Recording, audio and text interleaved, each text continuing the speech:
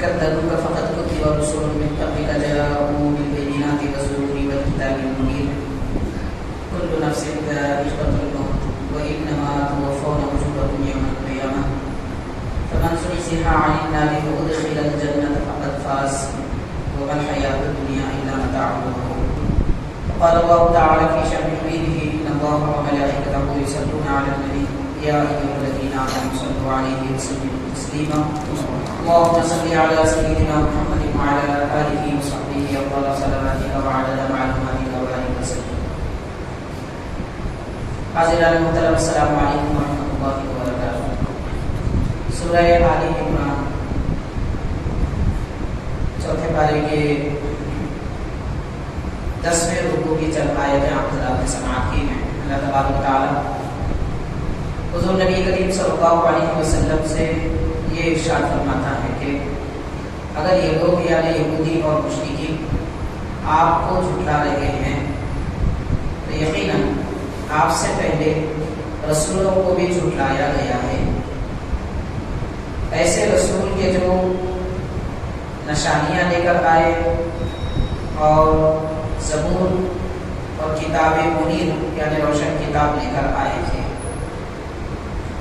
اس آیت پاک میں بتایا جا رہا ہے کہ حضور نبی کریم صلی اللہ علیہ وسلم کے دور میں جو مشرکین نے حضور پاک صلی اللہ علیہ وسلم کو نبی نہیں مانا، رسول نہیں مانا، انکار کیا، تو تسلی دی جا رہی ہے کہ اس قوم کا انکار کرنا یہ ان کی فطرت ہے. اس سے پہلے بھی جتنے انبیاء کرام آئے تھے سارے لوگوں نے ہر نبی کو نہیں مانا.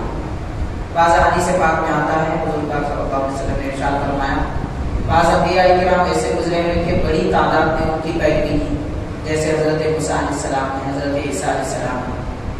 اور بعض ایسے نبی ہیں کہ ان پر ایمان لانے والے یا تو ایک آدمی تھے یا پھر 5-10 تھے یا پھر سینکڑوں کی تعداد میں تھے.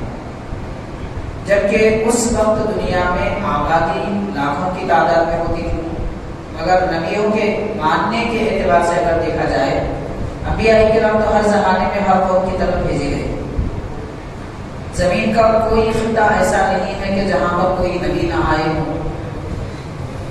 البتہ بعض ایسے ملک ہیں کہ وہ ملک اس زمانے میں موجود نہیں تھے تو وہاں پر کوئی نبی نہیں آئے. مثال کے طور پر اس وقت کے ترقی یافتہ ممالک ہیں جیسے امریکہ، جاپان وغیرہ، یہ ایسے ملک ہیں کہ پہلے آباد نہیں تھے، بلکہ غالباً حضرت عیسیٰ علیہ السلام کے زمانے میں بھی یہ آباد نہیں تھے. تو ان سے پہلے انبیاء کرام وہاں کوئی نہیں آئے.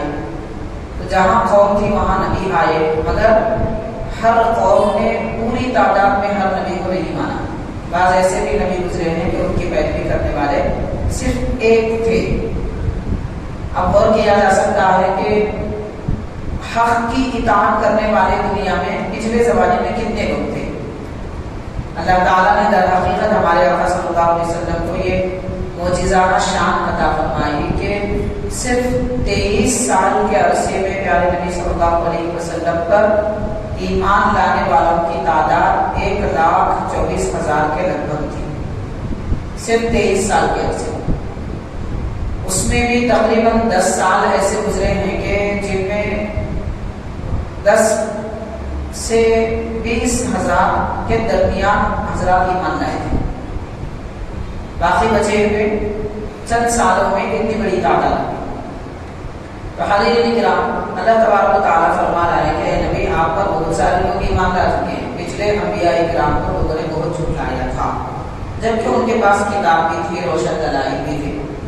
حاضرین کرام، اس آیت پاک میں یہ بتایا جا رہا ہے کہ جتنے نبی دنیا میں آتے ہیں یہ نبی ہیں، یہ ثابت کرنے کے لیے اور ان کے نبی ہونے کا یقین لوگوں کے دل میں بٹھانے کے لیے دلیل دی جاتی تھی. وہ دلیل خود ان کی کتاب ہوتی یا وہ دلیل نبی کا معجزہ ہوتا اور وہ دلیل خود نبی کی ذات ہوتی. یعنی انبیاء کی ذات میں کوئی عیب، کوئی برائی، کوئی خرابی کبھی نہیں پائی گئی. ان کو دیکھ کر ہی لوگ سمجھتے تھے کہ یہ عالی شان بزرگ ہے. جیسے حضور نبی کریم صلی اللہ علیہ وسلم ابتدائی اسلام میں عرفہ کے میدان میں تشریف لے گئے تھے. دنیا کے مختلف مقامات سے لوگ حج بیت اللہ کے لیے آئے ہوئے تھے. دور جاہلیت میں بھی مشرکین کعبے کی زیارت کے لیے آتے تھے. اور یہ جو مینا، عرفات، مزدلفہ، ان مقامات پہ بھی ٹھہرتے تھے. مگر ہر مقام پہ ان کا کام صرف پرانے قصے بیان کرنا ہوتا تھا. اور جب کعبے کو پہنچتے تو کعبے کا طواف کرتے، پھر بتوں کی پرستش بھی کرتے. یہ طریقہ تھا. سرکار دو عالم صلی اللہ علیہ وسلم حق کا پیام لوگوں تک پہنچانے کے لیے ایسے مقام پہ خاص طور پر تشریف لے جاتے تھے جہاں پر لوگوں کا اجتماع ہوتا تھا. تو اس سے یہ معلوم ہوا کہ سنت نبوی کا یہ طریقہ رہا ہے پیام حق اور حق کی بات لوگوں میں پہنچ کر پہنچانا چاہیے. انتظار میں بیٹھنا نہیں چاہیے کہ میرے پاس کون آئے گا، بلکہ جو ذمہ دار ہوتے ہیں، جو دیندار ہوتے ہیں، ان کا کام ہے کہ وہ لوگوں میں پہنچیں. جیسا کہ حضور پاک صلی اللہ علیہ وسلم تشریف لے جاتے تھے. تو بہرحال صحابہ کرام فرماتے ہیں میدان عرفات میں مشرکین جو مختلف مقامات سے آتے تھے وہ حضور کو دیکھتے ہی کہتے تھے کہ کیا نورانی چہرہ ہے، یہ کوئی عام انسان نظر نہیں آتے. جبکہ ابھی حضور پاک صلی اللہ علیہ وسلم کو انہوں نے پہچانا بھی نہیں تھا اور نبی پاک صلی اللہ علیہ وسلم نے ان سے کوئی ایسی بات اور گفتگو بھی دین اسلام کے بارے میں نہیں کی تھی. مگر نبی ہوتے ہی ایسے ہیں کہ ان کو دیکھتے ہی لوگ پہچان لیتے ہیں کہ ان میں کچھ نرالی بات ہے. تو نبی کی ذات خود دلیل ہوتی ہے اور ان کو جو کتاب دی جاتی ہے وہ بھی دلیل ہوتی ہے. اس کے ساتھ معجزے بھی ان کو دیے جاتے ہیں. تو بہرحال معجزے آئے، کچھ بھی آئے، جس کو توفیق نہیں ہوتی وہ کبھی اسلام قبول نہیں کرتا، وہ کبھی حق کی طرف نہیں آتا. تو حق کی بات قبول کرنے کے لیے توفیق الہی ہونی چاہیے. یہاں پر ہم کو اللہ تعالیٰ کا شکر ادا کرنا چاہیے کہ رب نے توفیق دی جن میں کبھی شک نہیں آیا.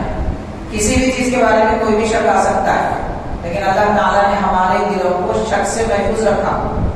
آج کل ہم دیکھ رہے ہوں گے، سن رہے ہوں گے کہ ٹی وی چینلز میں بعض لوگ ایسے آ رہے ہیں جو کہہ رہے ہیں کہ میں پہلے مسلمان تھا اب نہیں ہوں.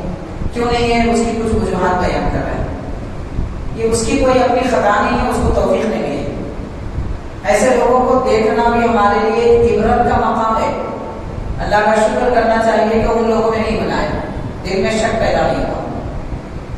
حضرت اکرام رب تبارک و تعالیٰ نے تسلی کے طور پر حضور پاک صلی اللہ علیہ وسلم سے فرمایا کہ تورات، زبور، جن کتابیں جن نبیوں کو دی گئی تھی وہ ہونے کے باوجود بھی ان کی قوموں نے ان کا انکار کیا. پھر اس کے بعد یہ فرمایا کل نفس ذائقۃ الموت، ہر جاندار کو موت کا مزہ چکھنا ہے. یعنی انکار کرنے والے اگر انکار کر رہے ہیں، کھا پی رہے ہیں، آرام سے زندگی گزار رہے ہیں، تو ان پہ افسوس کرنے کی یا ہمارے لیے رنجیدہ ہونے کی بات نہیں ہے. اگر وہ سر چڑھ کے بول رہے ہیں تو کب تک بولیں گے؟ جب تک زندگی ہے تب تک بولیں گے. اس کے بعد تو موت تو ہر ایک کو آنی ہے. کتنے بڑے بڑے ظالم بادشاہ دنیا میں آئے چلے گئے، کوئی باقی نہیں رہا. تو حاضرین کرام، موت ہر ایک آدمی کو، ہر ایک جاندار کو پہنچنے والی ہے. اب یہاں بعض علماء کرام نے فرمایا موت کا مزہ ہر ایک جاندار چکھنے والا ہے، چاہے وہ انسان ہو، جنات ہو اور حیوانات ہو. البتہ فرشتوں کے متعلق یہ عقیدہ ہے کہ فرشتے پیدا ہوتے ہیں مگر مرتے نہیں. جیسے انسان مرتے ہیں، جنات مرتے ہیں، جنات کو بھی موت آتی ہے، انسان کو بھی موت آتی ہے، حیوانات کو بھی موت آتی ہے، پرندوں کو بھی موت آتی ہے. البتہ جنات کی عمریں بہت بڑی بڑی ہوتی ہیں، انسانوں کی عمریں کم ہوتی ہیں. بعض پرندوں کی عمریں تو 16-17 مہینے ہوتی ہیں. ایسے بھی پرندے ہیں کہ جن کی عمر بہت کم ہوتی ہے. تو عمر کم سے زیادہ ہو سکتی ہے، لیکن موت تو ہر ایک کو آئے گی. فرشتے پیدا ہوتے ہیں مگر مرتے نہیں ہیں. قیامت کے قریب جب سور پھونکا جائے گا تب فرشتے بھی فنا ہو جائیں گے. حتیٰ کہ سور پھونکنے والے حضرت اسرافیل علیہ السلام بھی فنا ہو جائیں گے. وہ سور پھونکیں گے، پھر ان کا وصال ہو جائے گا. پھر دوبارہ جب سور پھونکا جائے گا، پہلے اللہ تعالیٰ اپنی قدرت سے حضرت اسرافیل علیہ السلام کو پیدا کرے گا، یعنی ان کو دوبارہ زندگی دے گا. پھر حضرت اسرافیل علیہ السلام اور ایک سور پھونکیں گے تو سب اٹھ جائیں گے. حاضرین کرام، لوگوں کے ظلم و زیادتی یا ایمان نہ لانے پر غم اور افسوس کرنے کی ضرورت نہیں ہے، شکر ادا کرنا چاہیے کہ اللہ تعالیٰ نے ہم کو ویسا نہیں بنایا، ایمان والا بنایا ہے۔ پھر فرمایا وَإِنَّمَا تُوَفَّوْنَ أُجُورَكُمْ يَوْمَ الْقِيَامَةِ، یقیناً قیامت کے دن تمہارا بدلہ تم کو دیا جائے گا۔ یعنی دنیا میں جتنے بھی لوگ نیک عمل کیے اس کا بھی بدلہ ملے گا، اور جتنے برے عمل کیے تھے ان کو بھی اس کا بدلہ ملے گا، کوئی خالی نہیں جائے گا۔ حدیث پاک میں آتا ہے حیوانات اور جانوروں کا بھی حساب لیا جائے گا اور ان کو وہی سزا دی جائے گی، دوزخ میں نہیں ڈالا جائے گا مگر سزا وہی دی جائے گی۔ فمن زحزح عن النار وادخل الجنة فقد فاز، جو آدمی دوزخ سے دور کر دیا گیا اور جنت میں داخل کر دیا گیا وہ کامیاب ہو گئے۔ تو کامیابی انسان کیا سمجھتا ہے کہ ہر عمر کی ایک کامیابی ہوتی ہے، سال میں ایک مرتبہ امتحان میں کامیاب ہونا، اور جب 10th پڑھتے تو پھر آگے کے لیے 10th میں کامیاب ہونا بڑا معنی رکھتا ہے۔ پھر جب تعلیم مکمل ہو جائے تو نوکری ملنا یہ ایک بڑی کامیابی ہے، نوکری ملنے کے بعد کمائی کرنا پھر اس کو بڑی کامیابی سمجھتے ہیں، پھر ازدواجی شادی شدہ زندگی بنانے کو کامیابی سمجھتے، پھر اپنا مکان گاڑی والا خرید لینا اس کو کامیابی سمجھتے۔ یہ سب کامیابی نہیں ہے، کامیابی دراصل جنت میں داخل ہونا ہے۔ جنت میں وہ آدمی داخل ہوگا جو جنتیوں کے کام کرے گا، تو دوزخ سے دور ہٹا کر جنت میں دان دینا ہی انسان کے لیے سب سے بڑی کامیابی ہے۔ وَمَا الْحَيَاةُ الدُّنْيَا إِلَّا مَتَاعُ الْغُرُورِ، اور دنیا میں زندگی صرف دھوکے کی زندگی، یہاں جو بھی ہوتا ہے دھوکا ہوتا ہے، یعنی نہ انسان کو اس کی زندگی وفا کرتی ہے، خواہشیں دھڑی کی دھڑی رہ جاتی ہے، لیکن اچانک موت آ جاتی ہے یا بیماری آ جاتی ہے یا کوئی ایسی مصیبت نازل ہو جاتی ہے کہ انسان اسے برداشت نہیں کر پاتا، اپنے سارے منصوبے ختم کر دیتا ہے۔ تو دنیاوی زندگی ہے، یہ ساری احادیث پاک سے بتایا یہ جا رہا ہے کہ اللہ تعالیٰ نے جو کچھ بھی نعمتیں دی ہیں، صحت کی نعمت، دولت کی نعمت، عہدہ منصب کی نعمت، علم کی نعمت، یہ ساری نعمتوں کو سنبھال کے رکھنا چاہیے، اور اس پر اترانا، تکبر کرنا اور خود کو برتر سمجھنا اور اس سے قوم کو فائدہ نہ پہنچانا یہ دھوکے کی زندگی، تو اس دھوکے سے ہر ایک آدمی کو بچنا چاہیے۔ پھر ارشاد فرمایا لَتُبْلَوُنَّ فِي أَمْوَالِكُمْ وَأَنفُسِكُمْ، اے لوگو تمہارا مال تمہاری جان ان دونوں میں بھی تم کو آزمایا جائے گا، دنیا میں آزمایا جائے گا۔ آزمایا جانا یہ تو ایک عام زندگی کے اعتبار سے کہ ہر آدمی کو آزمایا جاتا ہے مال کے اعتبار سے، فرض اگر اس پر زکوٰۃ فرض ہے زکوٰۃ دے، یہ بھی ایک آزمائش ہے، قربانی واجب ہے قربانی دے، یہ بھی ایک آزمائش ہے، دولت زیادہ ہے تو حج کرے، یہ بھی ایک آزمائش ہے کہ کوئی مال اپنا خرچ کرتا ہے یا نہیں کرتا، اور جان کی آزمائش نیند قربان کر دینا، فجر کے لیے جاگ جانا، نماز تہجد کے لیے جاگنا، پنج وقتہ نمازوں کے لیے مسجد کی طرف آنا، یہ بھی ایک آزمائش ہے۔ ابھی اس کے علاوہ زندگی میں آدمی کے اپنی عمر کے لحاظ سے کئی آزمائشیں آتی ہیں۔ کبھی ہوتا ہے کہ رشتے دار ہو جاتے ہیں اور دنیا سے رخصت ہو جاتے ہیں، جن پہ تکیہ اور بھروسہ تھا وہی دنیا سے چلے جاتے ہیں، ماں باپ بوڑھے رہ جاتے ہیں، ان کی اولاد چلی جاتی ہے، یہ بھی آزمائش ہے۔ تو ان آزمائشوں کے ذریعے ہر ایک آدمی کو آزمایا جاتا ہے کہ وہ صبر کرتا ہے یا شکایت کرتا ہے۔ کوئی بھی حالت کیوں نہ ہو، شکایت انسان کے نہ دل میں آئے نہ زبان پر آئے، کیسے نہ آئے اس کو کیسے ہم سمجھ سکتے ہیں۔ صبر کرنا کس کو کہتے ہیں؟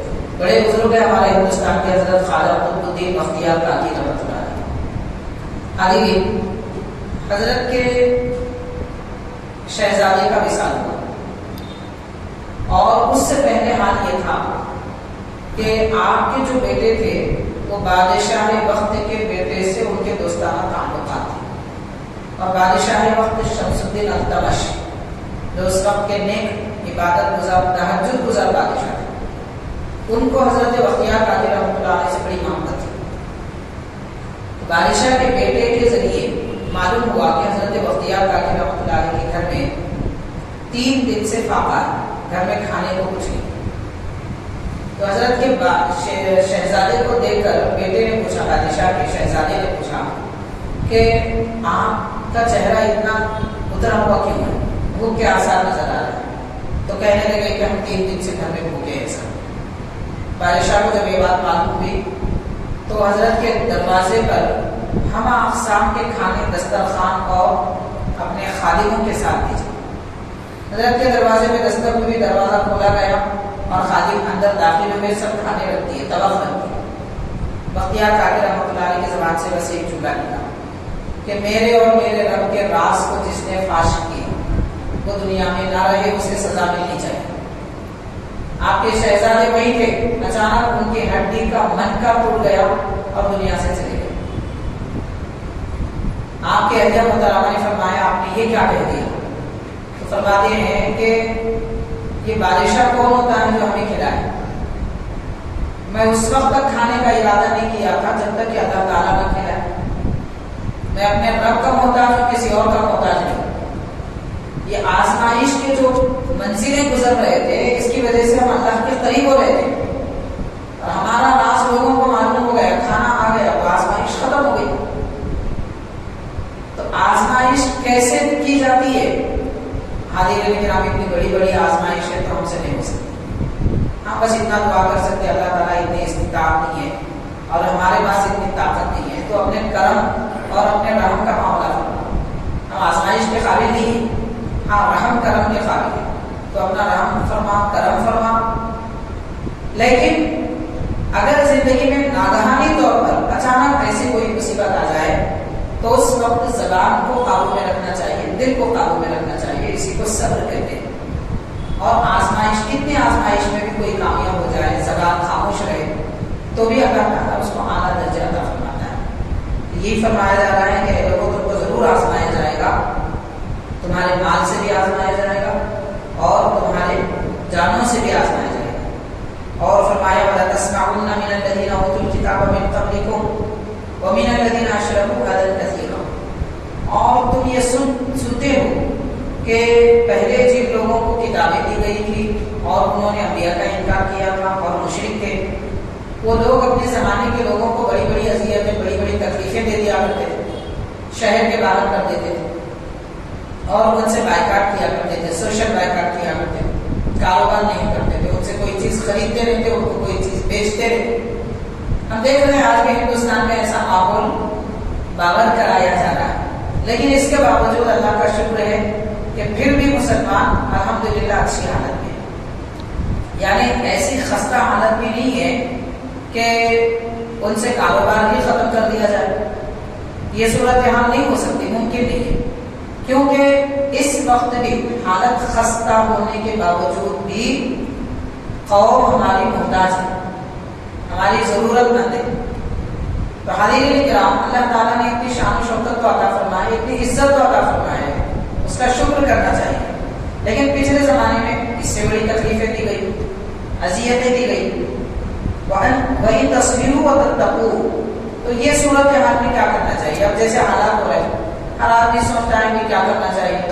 ایک ہی راستہ ہے، صبر کرو، اللہ سے ڈرو۔ بس تو حکم اللہ تعالیٰ دے رہا ہے کہ جب بھی تمہیں آزمایا جائے، تم پر کوئی مصیبت آ جائے، صبر کرو۔ صبر کا مطلب نہ دل میں شکایت، نہ زبان پہ شکایت، بلکہ اللہ کے دربار میں معافی طلب کرنا، استغفار کرنا، توبہ کرنا اور یہ عرض کرنا کہ پروردگار ہم آزمائش کے قابل نہیں ہیں، ہم پر رحم فرما۔ یہ ادائیں اللہ تعالیٰ کو پسند آتی ہیں بندوں کی۔ تو صبر کرنا، پھر تقوی اختیار کرنا۔ اور حاضرین کرام، جب بھی مصیبت آتی ہے تقوی چھوڑنے کی وجہ سے آتی ہے۔ اس وقت ہمارے پاس تقوی کا مطلب 5 وقت کی نماز ہے۔ حاضرین کرام، اصل تقوی کیا ہے؟ رأس التقوی، تقوی کی جڑ۔ تقوی کی جڑ یہ ہے کہ آدمی بعض حلال چیزوں کو بھی اس ڈر سے چھوڑ دے کہ کہیں اس میں کوئی گڑبڑ تو نہیں ہے۔ بڑے بڑے اکابر بزرگوں نے فرمایا کہ اشتباہ، مشتبہ ہونے کے ڈر سے حلال چیزوں کو چھوڑ دینا۔ جیسے کوفہ میں حضرت امام اعظم ابو حنیفہ رحمۃ اللہ علیہ کو معلوم ہوا کہ یہاں کے کچھ گائے بیل چوری ہوئے، ایک مقام سے گائے بیل چوری ہوئے تو آپ نے تقریباً 1 سال تک گوشت کھانا چھوڑ دیا.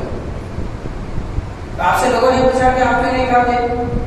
تو آپ فرماتے ہیں کہ جو بیل گائے چوری ہوئے ہیں وہ بازار میں بیچے جائیں اور غلطی سے ہم کھا لیں تو پھر یہ حرام ہوا. اس کو تقویٰ کہتے ہیں، یعنی شبہ سے بچتے ہوئے حلال چیزوں کو چھوڑ دیا جائے، اصل تقویٰ. یہ تقویٰ اگر مسلمان اختیار کریں گے تو ماشاءاللہ. اور یہ تقویٰ صرف کھانے میں نہیں ہوتا، ناپ تول کرنے میں بھی تقویٰ ہوتا ہے، دیکھنے میں بھی تقویٰ ہوتا ہے. جیسے نبی پاک صلی اللہ علیہ وسلم نے فرمایا اگر کوئی کسی کے گھر میں جھانکے، بادشاہ وقت کو حکم ہے کہ اس کے آنکھ کھول دو. غیر کے گھر میں جھانکنے کی اجازت نہیں ہے. تو دیکھنے میں بھی تقویٰ ہوتا ہے، زبان میں بھی تقویٰ ہوتا ہے، عمل میں بھی تقویٰ ہوتا ہے. جیسے مسجد میں آنے کے آداب، ان آداب میں سیدھا قدم مسجد میں داخل کرنا. ایک بزرگ ہے حضرت سفیان تابعی، کسی وجہ سے ان کا بایاں پاؤں مسجد میں آنے کے وقت میں آگے بڑھا، ابھی رکھے نہیں تھے، غیب سے آواز آئی ایسا اور جس کا مطلب ہے بیل، یعنی غیب سے آواز آئی کہ آپ کیسے انسان ہیں، اللہ کے گھر میں داخل ہوتے ہیں اور بایاں پاؤں داخل کرنا چاہتے ہیں، تمیز نہیں ہے یہ بتایا جا رہا. تو فوراً آپ وہ بایاں پاؤں پیچھے ہٹا لیتے ہیں، سیدھا قدم داخل کرتے ہیں. اس کے بعد سے لوگوں میں اعلان کرتے ہیں کہ مجھے ثور کہہ کے پکارو. تو جب سے آپ سفیان ثوری کے نام سے مشہور ہو گئے اور فرماتے تھے کہ اللہ نے مجھے یہ لقب دیا ہے، اس لیے مجھے پسند ہے. تو چھوٹی چھوٹی بات پر بھی بڑے بڑے اکابر اور بزرگوں کو ٹوکا جاتا تھا، غیب سے ان کو متنبع کیا جاتا تھا. جیسے کہ بڑی مشہور بات ہے حضرت ابو بکر شبلی رحمۃ اللہ، آپ کے متعلق آتا ہے آپ دستر پہ بیٹھتے، اگر وہ کھانا مشتبہ ہوتا، حرام ہوتا، مکروہ ہوتا تو آپ کے انگلیاں مڑتے نہیں تھے، نوالا ہاتھ میں اٹھا نہیں سکتے تھے، انگلیاں ساتھ دے دیتے تھے. گویا کہ آپ کی انگلیاں بتاتے تھے کہ یہ پسندیدہ کھانا نہیں ہے، یہ آپ کے قابل ہے. تو حاضرین یہ تقویٰ تھا ہمارے اکابر اور ہمارے بزرگوں. تو صبر کریں گے، تقویٰ اختیار کریں گے تو اللہ تعالیٰ کامیابی عطا فرمائے گا اور ظلم و ستم سے بچائے گا. فَإِنَّ ذَلِكَ مِنْ عَزْمِ الْأُمُورِ، اور بے شک یہ بڑے عمدہ کاموں میں سے، یعنی صبر کرنا اور تقویٰ اختیار کرنا بڑا مشکل کام. اس کے بعد ارشاد فرمایا وَإِذْ أَخَذَ اللَّهُ مِيثَاقَ الَّذِينَ أُوتُوا الْكِتَابَ، اور یاد کرو اس وقت جب کہ اللہ تعالیٰ نے ان لوگوں سے عہد لیا جن کو کتابیں دی گئی تھی، یعنی یہودی عیسائی وغیرہ سے، لَتُبَيِّنُنَّهُ لِلنَّاسِ، کہ تم جو کتاب تمہیں دی گئی ہے وہ لوگوں کو بتاؤ گے، وَلَا تَكْتُمُونَهُ، اور اسے چھپاؤ گے نہیں. فَنَبَذُوهُ وَرَاءَ ظُهُورِهِمْ، تو ان لوگوں نے اللہ کی یہ ساری کتابیں جو دی گئی تھی پیٹ کے پیچھے ڈال دی، مطلب اس پر عمل نہیں کیے. وَاشْتَرَوْا بِهِ ثَمَنًا قَلِيلًا، اور وہ کتابوں کے احکام بیچ کر تھوڑی سی پونجی، تھوڑا سا پیسہ حاصل کر لیا. آیت پاک میں بتایا جا رہا ہے کہ جو حق کی بات، سزاؤں کی بات، عبادت کی بات کتابوں میں ہوتی تھی، تورات، زبور وغیرہ میں، تو اس کے جاننے والے لوگ اپنی قوم کو وہ باتیں نہیں بتاتے. کیوں نہیں بتاتے تھے؟ اس لیے کہ ایک مقصد تو ان کا یہ ہوتا تھا کہ اگر یہ خود لوگوں کو بتائیں گے تو ان کو بھی عمل کرنا پڑے گا، جتنی پرہیزگاری ہے وہ خود کو عمل کرنا پڑے گا، اس لیے نہیں بتاتے تھے. اور نہ بتانے کے بدلے میں ان کو مالداروں سے پیسے بھی ملتے تھے، جیسے سود لینا حرام ہے، کسی کا مال کھانا حرام ہے، اور جھوٹ بولنا حرام ہے. تو یہ جھوٹ، سود وغیرہ کے ذریعے جو کام کرتے تھے وہ پیسے دیتے تھے کہ یہ چیزیں آپ لوگوں کو مت بتاؤ. اور اسی طرح سرکار دو عالم صلی اللہ علیہ وسلم خاتم النبیین آخری زمانے میں تشریف لانے والے ہیں، یہ بھی آسمانی کتابوں میں لکھا ہوا تھا. تو یہ یہودی کے جو عالم تھے وہ اپنے قوم کو نہیں بتاتے تھے، اگر بتائیں گے تو ان کو ڈر تھا کہ یہ مسلمان ہو جائے، تو اپنی قوم کو اپنے مذہب میں باقی رکھنے کے لیے نہیں بتاتے تھے، اور اس کے بدلے پیسے لے کر یہ آیتوں کو چھپاتے تھے. اس لیے کہا گیا کہ ان لوگوں نے کتابیں، اللہ کی آیتیں بیچ دی اور اس کے بدلے میں دنیا کی تھوڑی پونجی حاصل کر لی. حاضرین کرام، اللہ تعالیٰ کا شکر ماننا چاہیے کہ ماشاءاللہ ہمارے مذہب اسلام میں چھپانے کی ایسی کوئی بات نہیں. کوئی چھپانا چاہے تو بھی چھپا نہیں سکتا. اس لیے نہیں چھپا سکتا کہ سب سے اہم بات، قرآن مجید کسی ایک خاندان کی جاگیر بھی ہے، اور قرآن پاک احادیث شریفہ آپ جہاں جائیے دنیا کے خطے میں جہاں مسلمان رہتے ہیں، مسجدوں میں قرآن مجید ہے، گھروں میں قرآن پاک ہے، احادیث شریفہ ہے، ہر کوئی اپنے طور پر پڑھ سکتا ہے، جان سکتا ہے، معلومات کر سکتا ہے۔ ایک جماعت اگر چھپائے تو دوسرے بتانے والے موجود، ایسا نہیں ہو سکتا کہ پوری دنیا کے لوگ چھپانے پہ اتفاق کر لیں، یہ ممکن نہیں۔ تو اللہ تعالیٰ نے غیبی طور پر اس دین کی حفاظت کے لیے ایسے افراد کو ہر زمانے میں پیدا فرمایا جو کلام الہی لوگوں تک پہنچاتے رہتے ہیں، حلال حرام کیا ہے یہ سب بتاتے رہتے ہیں، چھپانے کی کوئی بات نہیں ہوتی۔ اور اس کے بعد ارشاد فرمایا فبئس ما یشترون، یہ لوگ جو خرید رہے ہیں کتنی بری چیز ہے، یعنی اپنی زندگی گزارنے کے لیے خریداری کرنا چاہیے، نہ کہ دین کو چھپانے کے لیے خریداری کی جائے۔ پھر فرمایا ولا تحسبن الذين يفرحون بما آتوا ويحبون ان يحمدوا، وہ لوگ یہ گمان نہ کریں جو ان کو نعمتیں دی گئی تو وہ تکبر کرتے ہیں، نعمت ملتی ہے تو تکبر کرتے ہیں، وہ یہ نہ سمجھیں، کیا نہ سمجھیں کہ ان کو ایسے ہی چھوڑ دیا جائے گا، اور وہ یہ پسند کرتے ہیں کہ ان کی تعریف کی جائے، اور وہ یہ بھی نہ سمجھیں کہ ان کو عذاب سے بچایا جائے گا، بلکہ ایسے لوگوں کو سزا برابر دی جائے گی۔ وَلَهُمْ عَذَابٌ أَلِيمٌ، اور ان کے لیے دردناک عذاب ہے۔ وَلِلَّهِ مُلْكُ السَّمَاوَاتِ وَالْأَرْضِ، زمین اور آسمان میں جتنی بادشاہت ہے سب اللہ تعالیٰ کی، یعنی زمین اور آسمان کا بادشاہ اللہ تبارک و تعالیٰ ہے۔ دنیا میں کسی بھی مقام کسی بھی جگہ کے لیڈر بادشاہ بدلتے رہتے ہیں، ایک جاتا ہے دوسرا آتا ہے، لیکن اللہ تبارک و تعالیٰ ہمیشہ سے بادشاہ ہے، ہمیشہ تک بادشاہ ہے، اور خالق کائنات ہی سب کو بادشاہت دیتا ہے، عزت، ثروت، شہرت، منصب، ساری نعمتیں اللہ تعالیٰ عطا فرماتا ہے۔ تو ایمان والوں کو اس میں تعلیم دی جا رہی ہے کہ جب زمین اور آسمان کا مالک اللہ تعالیٰ ہے تو فاقہ کشی اور تندرستی سے کیوں ہوتے ہو، اور اس بات کا ڈر کیوں ہے کہ ہم بھوکے رہ جائیں گے، اس بات کا خوف کیوں ہے کہ ہم کو گھر نہیں ملے تو کیا کریں گے، اس بات کا خوف کیوں ہے کہ کل ہمارا کیا ہوگا، جب تمہارا مالک زمین اور آسمان کا بادشاہ حیات ہے، زندہ ہے، اور وہ بادشاہ ہے، تو اس میں فکر کی کیا بات ہے۔ جیسے حضرت فرید الدین عطار رحمۃ اللہ علیہ اپنی کتاب میں ایک واقعہ لکھتے ہیں، فرماتے ہیں کہ ایک بزرگ کا کہیں سے گزر ہوا، جہاں جانا ہے شہد سالی ہے، نہ ہریالی اگ رہی ہے، نہ پانی ہے، نہ بارش ہو رہی ہے، نہ نہریں بہ رہی ہے، ہر آدمی پریشان ہے، جیسے اس دور میں ہم دیکھ رہے ہیں کہ لوگ کتنے پریشان ہیں۔ ماشاءاللہ ایسا پریشانی کی کوئی بات نہیں ہے، اللہ تعالیٰ خوشحال رکھا ہے، مگر شکر کا جذبہ نہیں، ناشکری، اس لیے پریشان ہے۔ خیر تو عالی، انہوں نے دیکھا کہ ہر طرف لوگ پریشان ہیں، نہ زمین میں پانی ہے، نہ آسمان سے پانی آ رہا ہے، نہ ہریالی اگ رہی ہے، مگر اس سب پریشانیوں میں دیکھا کہ ایک آدمی ایک کھیتی میں آرام سے بیٹھا ہوا بڑی خوشی میں ترانے گنگنا رہا ہے۔ آپ نے اسے دیکھ کر پوچھا کہ سارے لوگ پریشان ہیں اور تم آرام میں، تم خوش کیوں نظر آ رہے؟ تو کہتا ہے کہ میں دراصل غلام ہوں ایک زمیندار کا، اور وہ زمیندار 7 گاؤں کا مالک ہے، وہاں کی رعایا، وہاں کی کھیت، وہاں کی زمین سب اس کے قبضے میں، 7 گاؤں کا مالک ہے میرا زمیندار، مجھے کس بات کی فکر، میں کیوں فکر کروں؟ تو آج وہ بزرگ فرماتے ہیں کہ تیرا مالک، تیرا زمیندار 7 گاؤں کا مالک ہے، اور میرا مالک سارے جہاں کا مالک ہے، وہ زمین کا بھی مالک ہے، آسمانوں کا بھی مالک ہے، وہی پانی بھیجتا ہے، وہی زمین سے پودے اگاتا ہے، میں کیوں پریشان ہوں؟ تو ہم اللہ کے بندے ہیں تو پھر پریشانی کی کیا بات ہے؟ حاضرین اکرام، کل کے بارے میں فکر کرنے کی حاجت ہی نہیں، اس لیے کہ کل کیا ہونے والا ہے وہ ہماری تقدیر میں لکھ دیا گیا ہے، ہماری فکر کرنے سے بڑھے گا نہیں، اور ہم فکر نہ کریں تو گھٹے گا نہیں، جو ہے وہ مل کر رہے گا۔ سرکار دو عالم صلی اللہ علیہ وسلم نے فرمایا ایک صحابی رسول سے کہ سارا جہاں تمہاری مخالفت کرے اور تمہیں نقصان پہنچانا چاہے تو اللہ تعالیٰ اگر تمہیں فائدہ دینا چاہے تو کوئی نقصان نہیں دے سکتا، تو اسی لیے نہ فائدے کی امید، نہ نقصان کا ڈر، اور نہ ہی کل کے کھانے کی فکر کہ کیا ہوگا.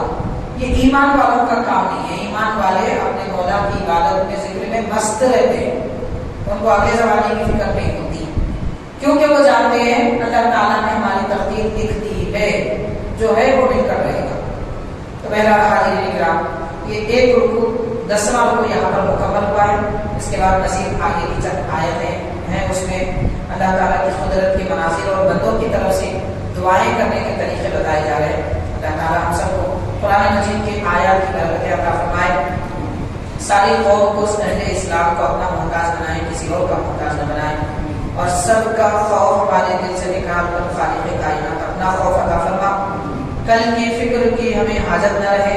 رب العالمین ہماری دنیا و آخرت میں سرخروئی ہم سب کو عطا فرما. صلی اللہ تعالی وسلم علی خیر خلقہ سیدنا محمد وعلی آلہ واصحابہ اجمعین والحمد للہ رب العالمین.